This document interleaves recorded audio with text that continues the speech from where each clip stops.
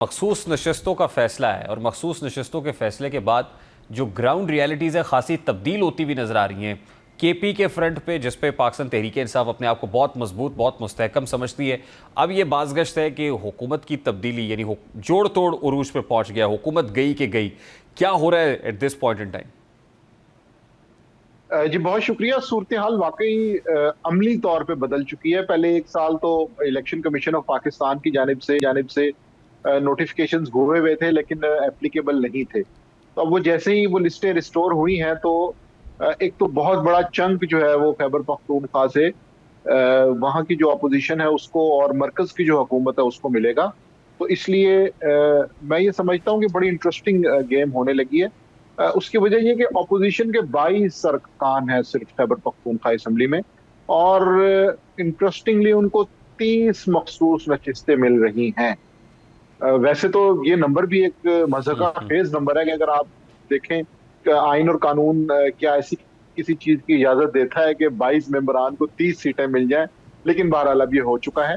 And that इसके makes बाद total of तकरीबन 52, यानी वो फिर 30 से वो 52 हो जाएंगे, 52 हो जाएंगे, 22 से बिल्कुल 52 बिल्कुल डायरेक्टली। और फिर 52 हो जाएंगे, और उसके बाद 21 से 22 लोगों का कम अज कम भी फॉरवर्ड ब्लॉक चाहिए होगा कि जिनकी वफादारियां तब्दील की जाएं, तो उसके बाद खैबर पख्तूनख्वा के अंदर रिजल्ट्स जो है वो मनूवर किए जा नहीं, सकते लेकिन हैं। बड़ा इसके आसान साथ काम साथ है ना। आसान मुझे जावेद साहब, जी वहाँ पे जो आज़ाद अरकान है जो गालिबन 35 की तादाद में है, अगर वो टूटते हैं पाकिस्तान तहरीक इंसाफ से और वो शामिल हो जाते हैं, तो उनके ऊपर तो फ्लोर क्रॉसिंग वाली 63 एक एप्लीकेबल नहीं होगी। जी, आपकी बात दुरुस्त है कि इसमें पहले भी तहरीक इंसाफ के खिलाफ बहुत सी चीजों में टेक्निकल ग्राउंड्स का सहारा लिया गया है।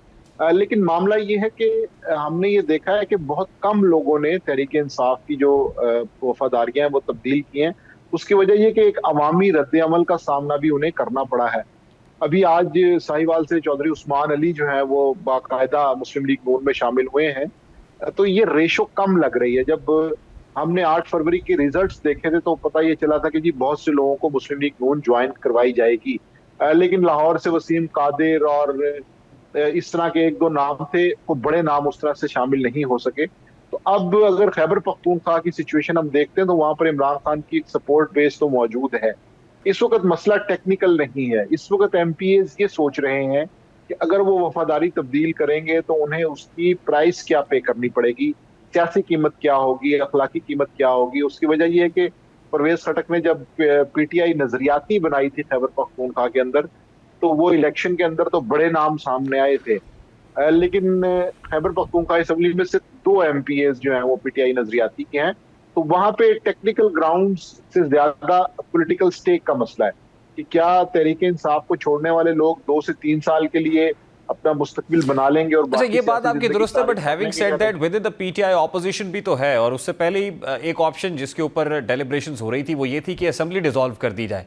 तो देखिए ना, आप दो तरीके हैं, या तो जोड़ तोड़ की सियासत में ऑपोजिशन प्रिवेल करे और हुकूमती बेंचेस से ऑपोजिशन पे आ जाए, ऑपोजिशन हुकूमत में आ जाए, या फिर दूसरा ये कि तहरीक इंसाफ खुद जो है वो असेंबली डिसॉल्व कर दे। तो क्या ये ऑप्शन भी आपको एक्सरसाइज होता हुआ नजर आ रहा है? देखिए, पहले तहरीक इंसाफ ने जो पंजाब और खैबर पख्तूनख्वा की सूबाई असम्बलियां तहलील की थी, तो वो एक पॉलिटिकल ब्लंडर था। और अभी भी तहरीक इंसाफ के लोग इस चीज को मानते हैं कि उन्होंने अपनी 2 स्ट्रांग होल्ड्स जो हैं वो अपने हाथ से हुकूमत के हवाले कर दी थी। तो इस वक्त भी खैबर पख्तूनख्वा के अंदर जो तहरीक इंसाफ की पार्लिमानी पार्टी है, उसमें इस चीज की मुजाहमत मौजूद है कि आपके पास पूरे पाकिस्तान में एक स्ट्रांग होल्ड या बेस कैंप मौजूद है। अगर आप उसे अपने हाथ से गवा देंगे, तो फिर तहरीक इंसाफ के लिए मेरा ख्याल है स्पेस मजीद कम हो जाएगी।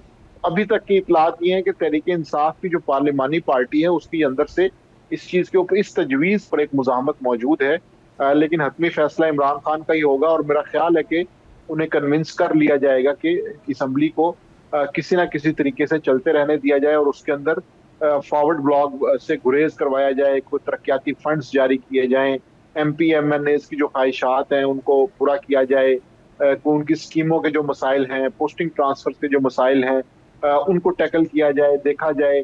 तो मेरा ख्याल है कि इस तरह की चीजें करने की कोशिश की जाएगी और एक आखिरी हद तक जाकर इस बेस कैंप को बचाने की कोशिश तो की क्या जाएगी। खान साहब को इस बात पे भी कन्विंस किया जा सकता है कि अली अमीन गंडापुर से वजारत आला ले ली जाए?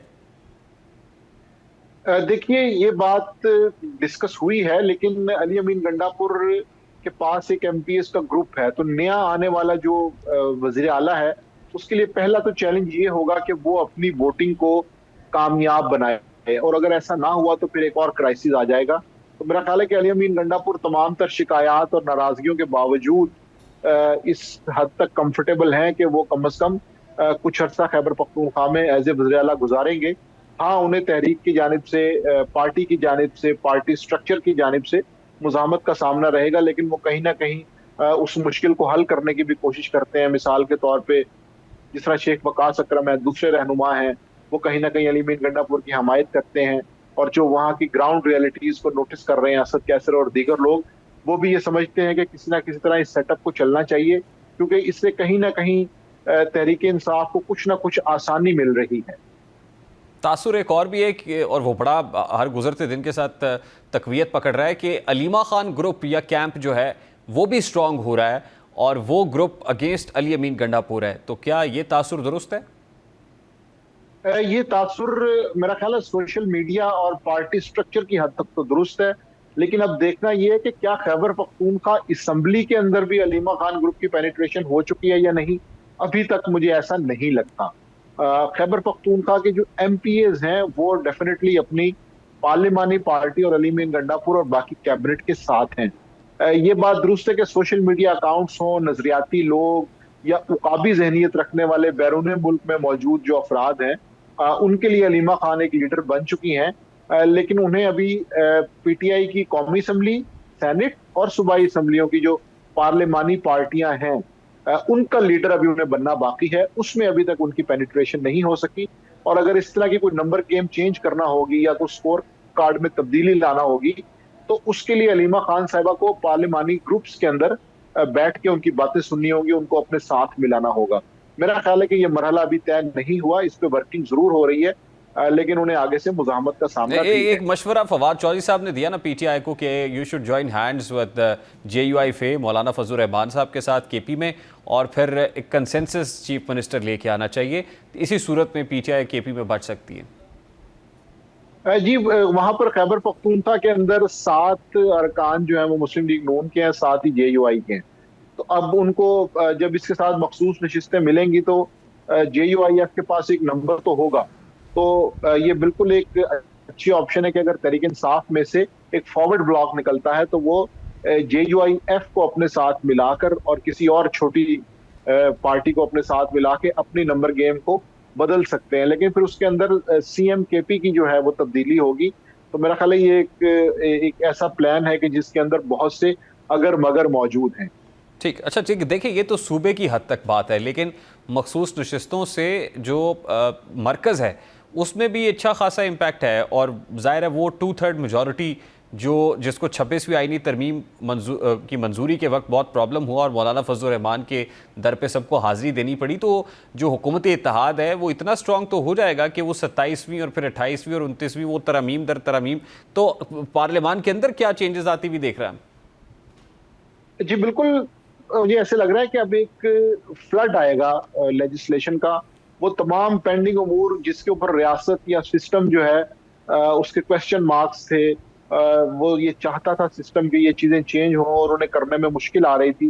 जिस तरह से हमने देखा कि उन्होंने अदलिया का जो निज़ाम है उसको अच्छा खासा तब्दील किया है। इसी तरह फिर हाई कोर्ट्स के अंदर वो तमाम जजेस जिनके बारे में हुकूमत का या सिस्टम का ख्याल था कि ये हमारे साथ अलाइन नहीं है, तो उनकी जो मामलात है उनकी दुरुस्तगी का बंदोबस्त भी किया गया है। तो इस तरह मेरा ख्याल है कि एक लिस्ट मौजूद है हुकूमती बेंचों के पास जिन पे वो कवानीन बनाना चाहते हैं और कवानीन में तरमीम करना चाहते हैं, और आने वाले दिनों में बिल्कुल हम ये देखेंगे कि जो भी तरामीम होगी उनके अंदर हुकूमत कंफर्टेबल होगी और वो तमाम चीजें करेंगी जिससे उनका इक़्तिदार मजबूत हो सके और अपोजिशन के लिए और दीगर इदारों की जो स्पेस है वो कम से कम हो सके। तो ऐसे में पाकिस्तान तहरीक इंसाफ के पास कोई काउंटर स्ट्रैटेजी है या क्या ऑप्शन है जिसको एक्सरसाइज कर सकती है PTI just to avoid this, या आपको लगता है कि अब एक ऐसी सिचुएशन में जो बंद गली है जहाँ से निकलना मुश्किल है, ये पॉइंट ऑफ नो रिटर्न पे आ गए? जी, इस वक्त तहरीक इंसाफ के लिए ये मामला बड़ा मुश्किल इसलिए है कि उन्हें अपने डैमेज कंट्रोल पे तवज्जो देनी होगी। ये तो बात दुरुस्त है कि उन्हें नुकसान हो रहा है और मुस्तकबिल में होगा, लेकिन अब उन्होंने अपनी स्ट्रेटेजी के जरिए इस चीज को वाजे करना है कि उन्होंने डैमेज कंट्रोल किस तरह से करना है और मिनिमम पे इसको किस तरह से लेके आना है, ताकि उनके लीडर के लिए, उनके पार्लिमानी पार्टीज के लिए मजीद मसाइल ना हो। क्योंकि अगर इस तरह से वो अपनी स्ट्रेटेजी बनाने में नाकाम रहे और हुकूमती हलकों की जानिब से इसी तरह दबाव और टेक्निकल ग्राउंड्स के ऊपर गैर आईनी चीजें होती रही, तो मेरा ख्याल है कि तहरीक इंसाफ को मजीद इररेलेवेंट और कॉर्नर किया जाएगा। तो अब तहरीक इंसाफ के पास एक ही ऑप्शन है कि वो डैमेज कंट्रोल की तरफ तवज्जो दे, ताकि उसे कम से कम नुकसान हो और वो किसी तरह सरवाइव करके अगले इलेक्शंस तक पहुंच सके। बहुत बहुत शुक्रिया माजिद निज़ामी साहब आपके वक्त के लिए।